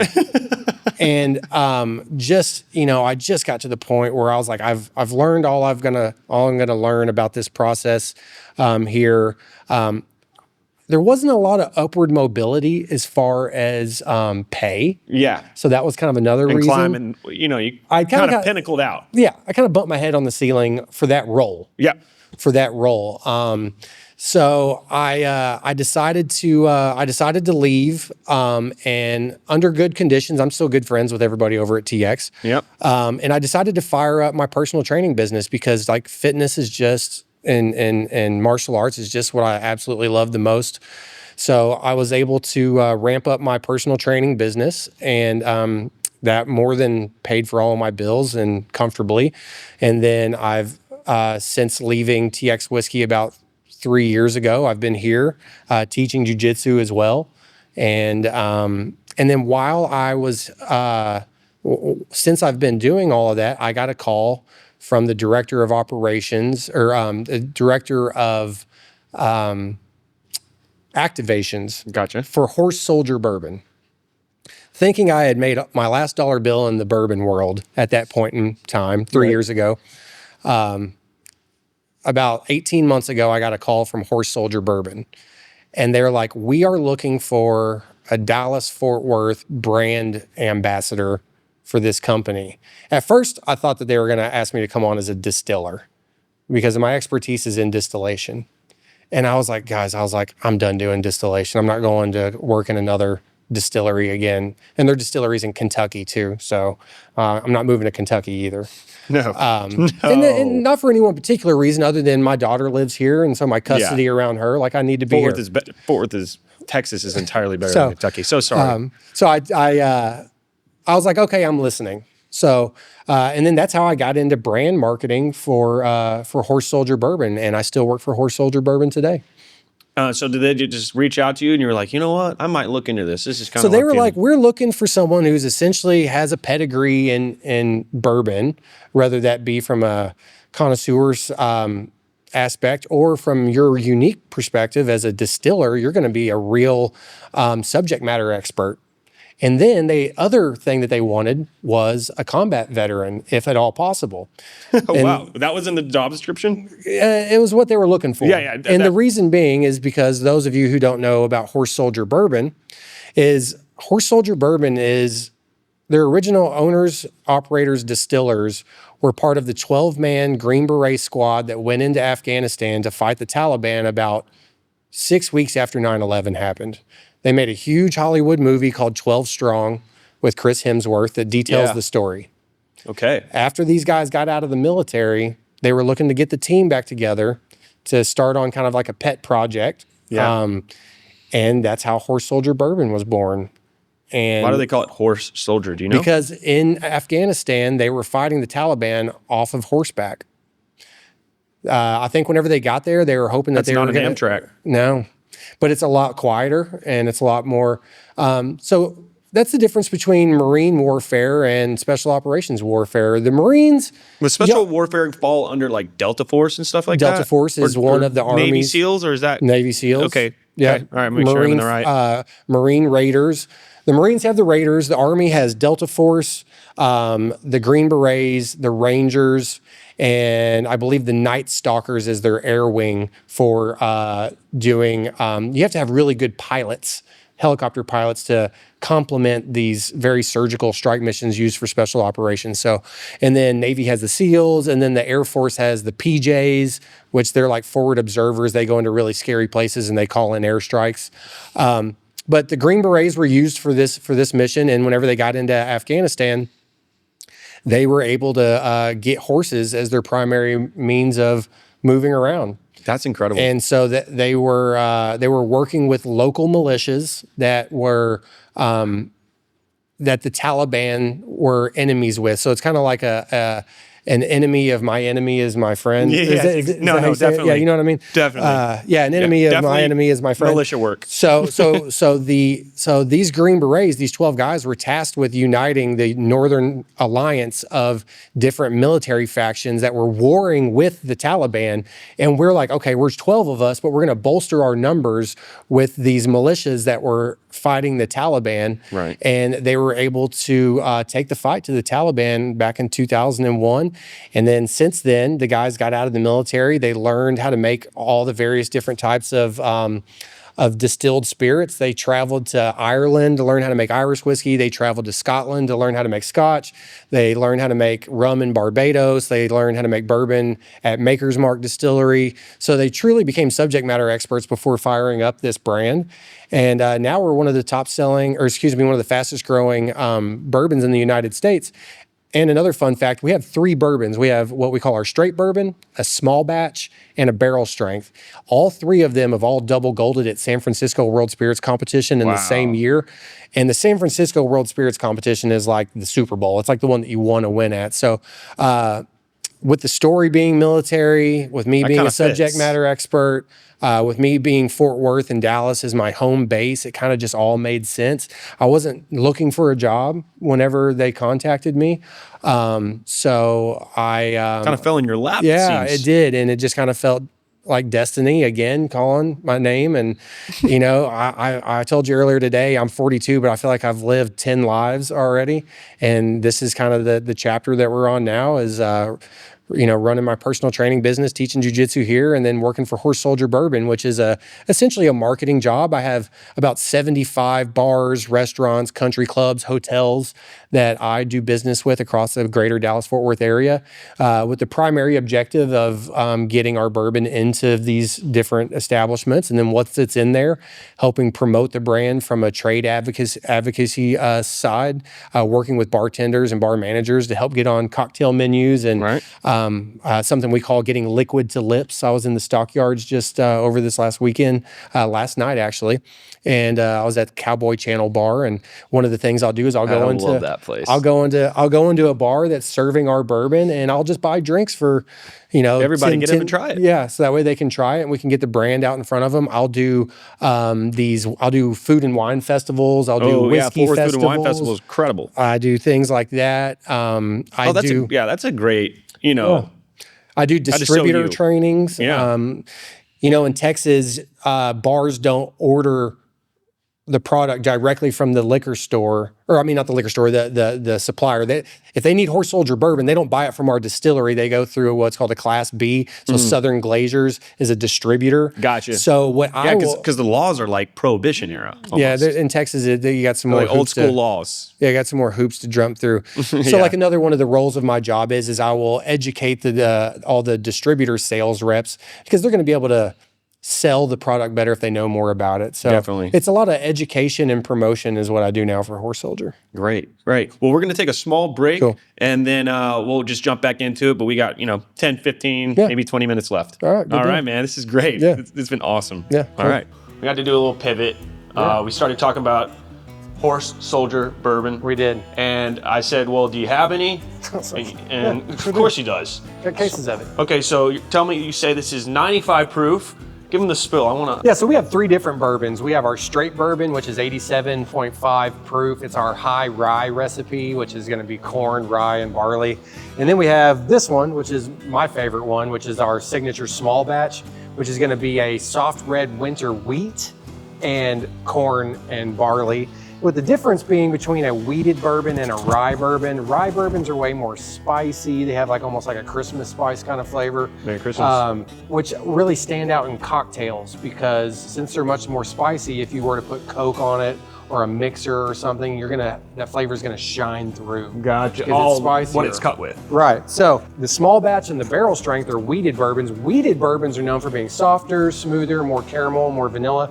And people that like to drink their bourbon just straight out of the bottle or over a nice big block of ice, like one of those big rocks like that big, tend to go with a wheated bourbon. So we're gonna do this one straight out of the bottle then. Yeah, this one's our small batch, 95 proof. This is my favorite one. Beautiful bottle. And I was just telling Grayson about the bottle, something extremely important to the brand. Really special about this brand is that we got some of these steel beams donated to us from 9/11, from the Twin Towers.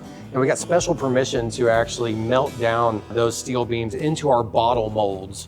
So every single glass bottle is pressed into place. Did you see the with cheers? World Trade Center nice. steel. So when you're touching this He knows what he's doing. bottle, What the World Trade Center steel Wrap it touched up. that bottle and molded Alright. that into place, which is just part of our story of what our guys did. They were our first response after the terrorist attacks. And this actual right here on the bottle, the horse soldier right here, that statue is in Manhattan, just a block away from the World Trade Center. And y'all had to get approval to melt down the beams.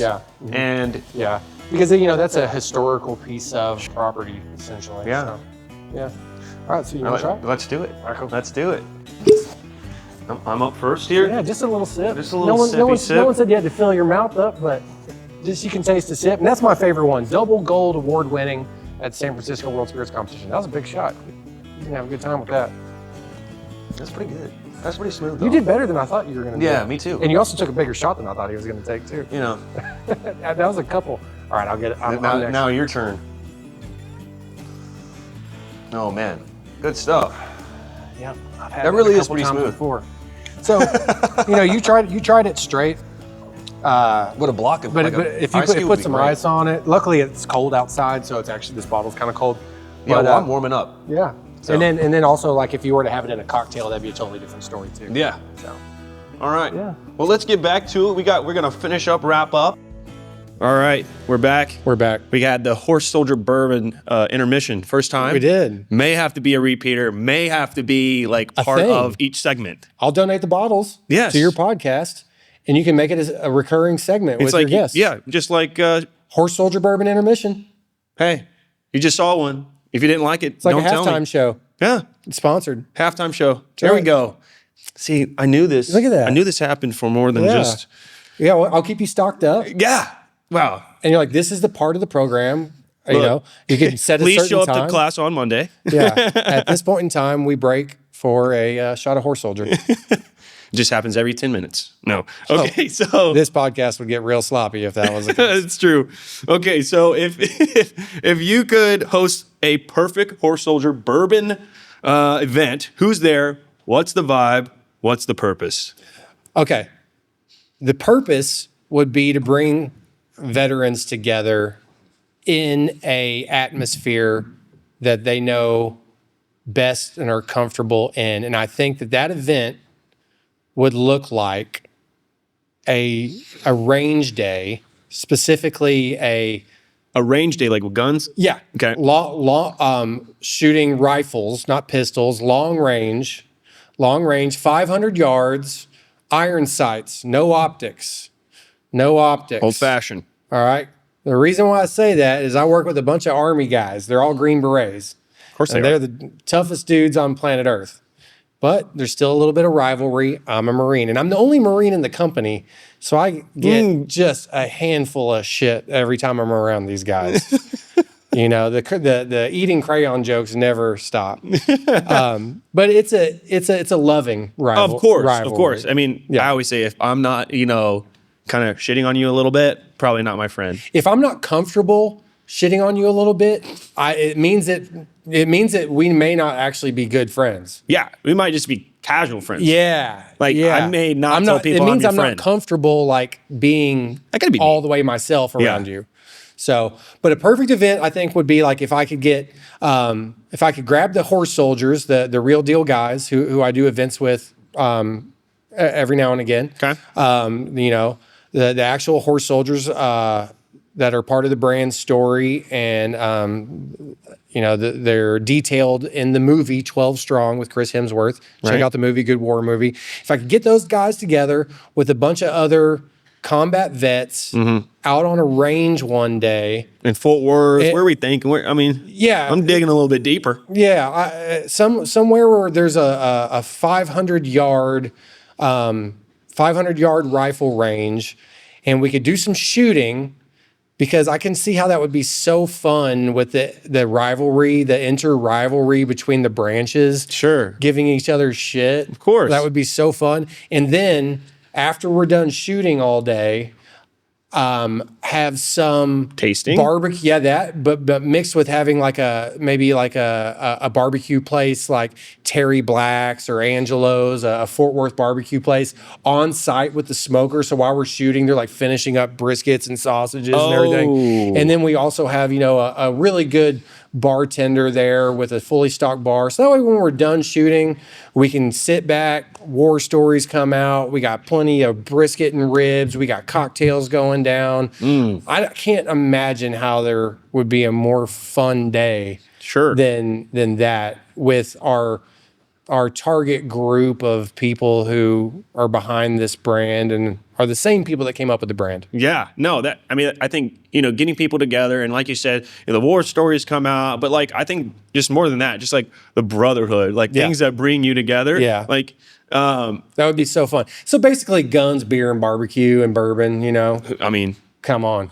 So if somebody from the outside looking in wanted to join that, do you think that bringing people around that who have respect for our military and do love this country, hopefully just as much as they do. Red-blooded Americans. Yeah, exactly. That sounds like a good event. Be honest with fun. you. There are some great ranches here in Fort Worth, even up north as well. Yeah, just something where we could all get out and get the long rifles out, because is that your favorite? What's your favorite gun? You keep saying rifles. You want to do downrange. The reason why I say that is because pistols are something that most of us carry for self-defense, because obviously they're compact. So I feel like a lot of us do a lot of indoor range time with pistols just to stay frosty on self-defense. There's not really a lot of necessity to get your long rifles out anymore. So to actually get some M16s out, or get some long rifles out without optics, so that way we could truly see who has stayed frosty with their shooting after all these years. You're calling it frosty. What can you? That's a military term for staying sharp with your skills. Frosty, I like that. Yeah, so staying frosty. I would love to, get a bunch of veterans together and just shoot long rifles all day. And then after it's all over and we're all tired and hungry, we can get on some outdoor picnic tables and just slice up some briskets and have some sausage and have some sounds good to me. Mac and cheese and have some great cocktails, all Horse Soldier Bourbon. And I think that would be the best activation. And I do activations of all kinds all the time. But you asked me if I was going to design exactly one, as if you were going to do the event. That would be it. Because every guy that was in the military, especially combat arms, I think would just run to the opportunity to do something like that. We see if we can't bring it into reality, but that'd be sick. You are on the NIL podcast, right? Yeah. You come in here for your name, your image, your likeness. It doesn't matter if you're a college athlete or if you are a professional athlete in any space. I think NIL seeps well beyond the realm of just sports or professional sports, but it's something that you identify with. And so growing up, how did sports, maybe played some football, maybe played basketball, soccer, how did those kind of form? You said soccer, that's right. How did that kind of gear you towards, maybe even watching some soccer events now, being a fan of the game, and, giving back to it what, it gave to you? Well, I played all the sports growing up. I played everything. I just always had an affinity for combat sports more than anything, I played baseball, I played basketball. Were you any good? I played soccer. I was pretty good at soccer once I got into high school as a goalie. And I probably would have went on to play college soccer as a goalie. Yeah. But again, 9/11 happened, and you just hear that calling to something bigger and better. As far as my dreams of becoming a soccer player in college, just evaporated that day on 9/11.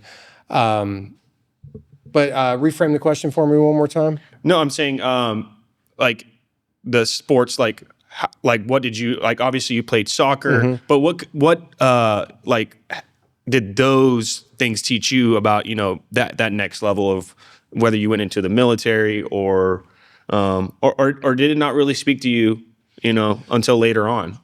Well, being a lifelong athlete is probably what confirmed my my desire to become a Marine more than anything. And I'm certainly not shitting on the other branches, but I knew from a physicality standpoint, because we talked about ASVAB scores and what you needed to go into the Marines versus the Air Force. Well, I didn't complete that thought, but in the Marines, you do have to be the most physically capable. So the Air Force, you have to have the highest ASVAB score to get into the Air Force. Marines have the highest physical requirements to get in, for sure, because of the physicality and the physical nature of being in the Marines. So being a lifelong athlete is probably what gave me the confidence to even walk into the Marines recruiting office over there by Ridgemar Mall. Yeah. So wow. Throwback. Yep. Absolutely. That used to be packed. Not no more. Not anymore though. No. So just kind of going back, you said. Whenever you walked into that mall, or the recruiting office, which was right outside of the mall. Yes, and I think it's still over there now. Over there in Westworth Pump It Up Village. used to be. Yep. Yeah. Yep. Exactly. I could go back further than that, where Mervin's used to be. You probably. I don't know Mervin. Yeah. I'm a little older than you. Yeah. No. What was Mervin's? A department store that you would go buy clothes at, like a Ross. More like shoe department. Like a Sears. Like a Sears. Like a Dillard's or a Sears? Yeah, Dillard's or Sears, yeah. Nice. Yeah. Fort Worth mosaic mural on Hewlin Mall. Yes. They're thinking about demoing that. I'm sorry, just the whole mall? Out of nowhere. That mosaic, they want to save it. It used to be a Foley's. Yeah. But now, that thing was built in the 70s? Well, malls are they ain't doing so well anymore. No. Jeff Bezos crushed malls.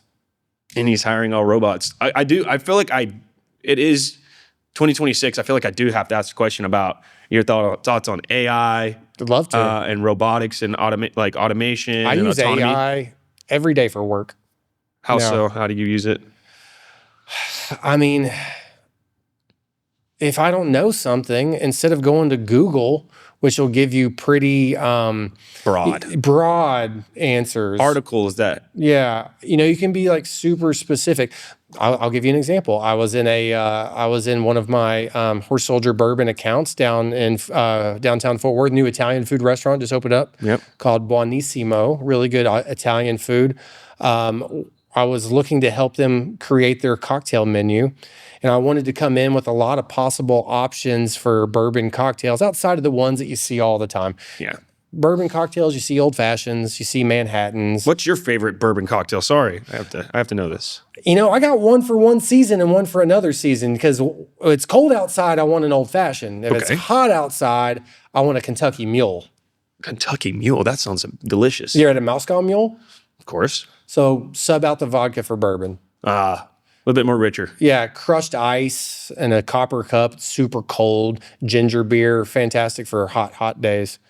So, but I was down in. Got me thinking. No. I was down at Buonissimo, and I was helping them. They said they wanted to bring on Horse Soldier onto their cocktail menu, And whenever I got there, they were kind of like, okay, well, what are some of your other accounts doing? I'm like, let's do something other than what my other accounts are doing. Right. Because, you see a million old fashions, Manhattans, these paper planes. You see a lot of these traditional bourbon drinks.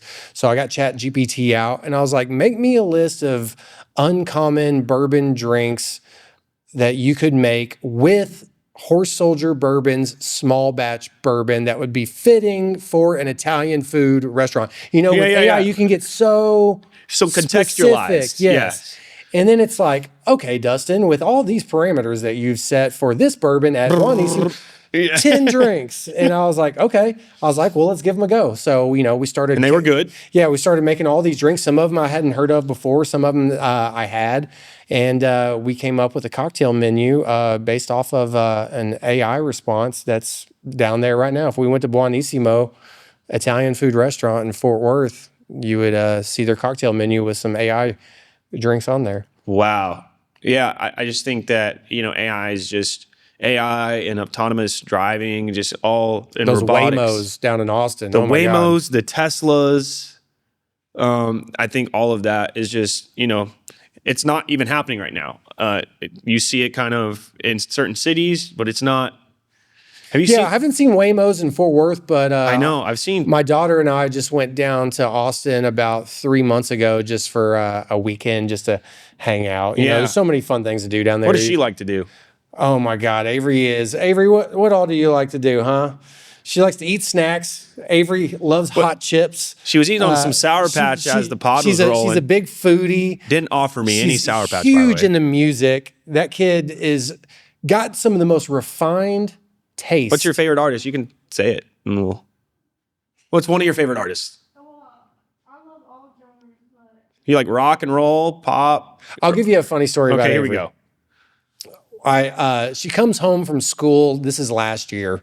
And she pulls out her phone. She goes, Dad, have you ever heard of this group called Tears for Fears? They have this song called Everybody Wants to Rule the World. I was like, I have heard of that song, actually. And love it. I was like, that's one of the most classic, like new wave, like 80s style, 80s new wave songs ever. She does it again a few weeks later. She comes home. She's like, Dad, have you ever heard of this band called the Deftones? I was like, Heck yeah, man, I sure have. I love Gnarly. them. And she's just got a very eclectic taste for music. She loves 80s new wave stuff. She also, like a lot of the kids these days, were big into Stranger Things. And I think Stranger Things turned a lot of the younger era onto the things that were popular during the 80s. Which is cool because then you have kids that helps you kind of connect as a parent. Yeah. With like, this is what we liked, and she's big into vinyl records. She's always asking me to go to Doc's Records over off of. I like Doc's too. Yeah. If she could go there once a week, she would spend all my money in there because everything sounds better on vinyl. Everything. I mean, it's true. She's kind of hipster like that, It does sound better though. I have a record player at my house too with the speakers. Yeah. Yeah. Yeah, kind of a sucker for it. Yeah, she's a big volleyball player. She plays for her school team, and she's on a private league too. Dang. She's 13. She's already almost 5'8". I'm 6'3", and her mom's like 5'9", so she's going to end up tall. Big goal for us is to continue with her playing both on her school team and club team. And sometimes they're anti that. Dealing with it. We're doing it because we're trying to get this kid a scholarship. I like that. Yeah. So she's athletic. She's fun. She likes music. She likes to eat Asian food. She's always wanted to eat sushi, and she likes K-pop. She drugged me. She's just smiling over there, not saying a word, just being like, She drugged me to a K-pop concert with. You went to a K-pop? No way. American Airlines? Oh yeah, that one.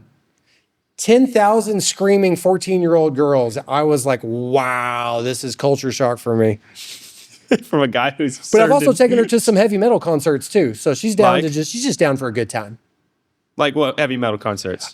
We took her to see Bleeding Through and Unearth, which are nice, pretty old school underground heavy metal bands. She really likes Flyleaf, which was a band, a female fronted metal band from Tyler, Texas, that got popular in like around 2010. Very Evanescence like kind of music. Took her to Deep Ellum. We went to Trees, and so got pizza afterwards. So she likes doing stuff. She likes a lot of the same things as I do. She likes food and music and culture, and she's social, and she's a blast. Yeah, that's awesome. No, and so you kind of touched on it briefly, getting into scholarship, getting time, getting film, getting your name out there, branding, social media, all of that is so prevalent now in getting your kid to that next level. Not saying that you need 100 million followers to, make that happen, but you kind of, if it's not out there, it didn't happen. If I don't chart this down, if I don't, post this, either it's on Max Preps or Facebook or wherever you're putting this, what are your kind of thoughts on that? Just how highly competitive it can get, and expensive. It gets expensive to kind of do all on these select leagues. You can play. You pay a pretty penny for the league for the season itself. Social media, I'm not huge on for kids while their brains are still developing. I feel like there's just so much competitiveness. I feel like there's so much coming in that's not to positive. their young minds that really do not help assimilate a positive self-image, the comparison factor. We all know that people don't post their bad days on social media very often. It's just a person's personal highlight reel. Yeah. Then you start to wonder, wow, does my life just suck, or is this person just like on cloud 9 all the time? I can see that. I feel like as you get older, you have the discipline to differentiate and understand what social media is. So she's 13. I allowed her to pick one social media. So which one do you got? She's got TikTok. That's not a bad pick. I was like, okay, all right. But you know what? If you're going to have that, you're not getting Instagram. You're not getting Facebook. You're not getting all this other stuff. No, that's actually... Like, pick one. I think I'd do the very same thing. Yeah. Yeah, pick one. So 13, what even is that? What grade-wise? What grade? Yeah. 7th grade. 7th grade. Okay. So I didn't want all of her spare time to just be on the internet. I would say once you get into high school, crap. though, you not personal, merely a business account. Right. Dustin, I would do that. Oh yeah, for sure. Just recruiting and coaches. I mean, recruiters are literally just randomly DMing these athletes. Yeah, but it's crazy. Right now, the core focus is just skills development, because Very good. There's no reason to even fire up this business Facebook account or Instagram account if she's not an all-star with her skill set. Right, on varsity, competing. Right now, it's just I like that. Practice, healthy diet, take your vitamins, get your crap 8 hours down. of sleep. Staying hydrated, staying out of trouble. Yep. She's the president of her women's leadership group at school. All right. She plays the clarinet and the concert band. She doesn't get in any trouble. She's got her T's crossed and her I's dotted. That is amazing. No, I mean, you should definitely be proud of that. Yep. Especially just staying that focused and everything like that. So that's it. We've simplified her life, where she's got, she's got volleyball, she's got band, she's got her school activities. And then after that, it's just nutrition, sleep, staying happy. She's a happy kid, So yeah, we're really proud of her, and she's moving in the right direction. And, of course, a lot of people ask me, well, is she going to do jiu-jitsu? And right. That was my next question. She's been on the mat before, and she's trained. And when she's motivated to train, I let her come out here and train. But I knew, when she was born, I was like, I hope that she doesn't just feel this omnipresent just weight to do jiu-jitsu, because her mother was a professional level jiu-jitsu fighter and a cage fighter as well. Hey. And then with me, in my career in Brazilian jiu-jitsu, I didn't want her waking up every morning thinking that she had to just I wanted her to carve out her own identity. Sure. And if jiu-jitsu is a part of that, cool. Yeah, cool. And if it's not, cool. Awesome. Yeah. Yeah, that's great. And I didn't even start doing jiu-jitsu full-time until I was 22 years old. Yeah. So that's always going to be available to her. Yeah. It's not like she has to do it now. Right. I would love for her to get her black belt eventually. Sure. just from a self-defense standpoint. Sure. You know, as a female, you know, I would love for her to feel confident if she was, you know, walking through a parking lot by herself, things like that. So Yeah. So I would love for her to do jiu-jitsu, but long term. But she's got all the time in the world. Yeah. And plus, if she doesn't want to do jiu-jitsu, I'll show her how to shoot. Do you have your concealed carry license and everything? I don't, and that's because I believe in what was it 5 years ago, Texas passed constitutional carry. So basically, if you don't have a felony and you and you're not committing another crime at the time that you are carrying, and you're in a place that you're legally allowed to be in, you can carry a pistol anywhere. If it's not bars excluded, you know, I don't know if you know the schools. the fit or schools in certain places. Sure. But other than that, no, I don't have my concealed carry, but I do conceal carry. Yeah. Yeah. Because are you mostly in Texas? Would you travel with it? Or? I do. I travel for work, but I tend to just leave my firearms at home. I'm pretty capable otherwise still. Yeah, I was thinking, this is a silly question for some guy who could just delete you with his hands. I'm not bulletproof. That is not. But you know, I don't get into. I don't put myself in dangerous situations, and I certainly don't get myself out in bad neighborhoods at 3 o'clock in the morning or anything like that. That's important. A lot of things can be remedied just by general self-awareness of what you're doing, where you're at, and good decision making. Yeah, good decision making. Yeah. In general, so, well, this has been an absolute pleasure, man. This has been such a great podcast. Yeah. But I want to give you this time to say what you got going, where we are. If you want to reiterate a message, this is your time to do so, because you got 3 different cameras on you. So. Yeah. I think my general message in life, if I died today, I think one of the most important things that all of us can do, no matter what your story is, no matter how shit of a roll of the dice that you've have been given, focus on exercise. I cannot reiterate how important keeping a healthy body is. The darkest times in my life were easier to walk through by a long shot because I got up in the morning and I ran a couple miles. If you can't run, go walk. Go put a weight vest on and walk. Get yourself in a local gym. If you don't have the money for that, go walk and do some push-ups every mile, do another mile, do a max set of crunches, do another mile, do some jump squats. You would not believe just the power that exercise has over more than your physical body. When you work out, your serotonin, your dopamine, your oxytocin, all of these neurotransmitters that make you feel happy and confident go through the roof. And it's hard to feel bad when you feel good. You know what I mean? I've been in some, you know, things that happened to my mom and dad. I've gone through a divorce. I've been to combat. There's been situations where on paper it looks like right now you're in a dark place, but I'm like, I feel fine. I feel good. Like, because I went and worked out. So if all you can do is go walk, then take a walk every morning. You know, definitely don't lose sight of exercise. It's truly the thing that is going to help you get through whatever it is you're going through. And then, even if you're not going through anything, even if things are just peachy, go exercise work out. even more. Exactly. So I will always be a proponent of physical fitness and healthy diet. Anytime that let's say I got hurt, there's been I've had injuries in jiu-jitsu. If I ever had to take time, like doctors ordered time away from exercising, is whenever I feel the worst, man. Like if it's been a couple weeks that I haven't been able to work out, maybe due to busy schedule, or if I was just like rehabbing an injury, sure, that's whenever I get into a dark spot, man. I can't do it. So move your body. It's not going to change the situation immediately in your life, whatever you're going through. Yeah.